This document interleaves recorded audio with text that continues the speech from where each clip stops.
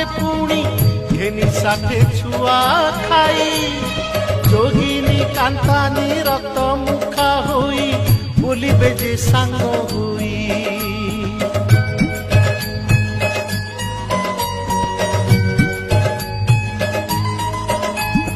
କଳ୍କୀର ଠାକୁର ସଂହାର କରିବେ ଖଣ୍ଡା ଖର୍ପର ବୁଲେଇ ରାଗେଣ ଅନନ୍ତ ଆଜ୍ଞା ଦେବେ ପୁଣି ମ୍ଲେଚ୍ଛକୁ ଖାଇବା ପାଇଁ ଠାରି ଠାରି କହେ ହାଡ଼ିଆ କମାର ଶୁଣ ହେ କଳି ବିଚାର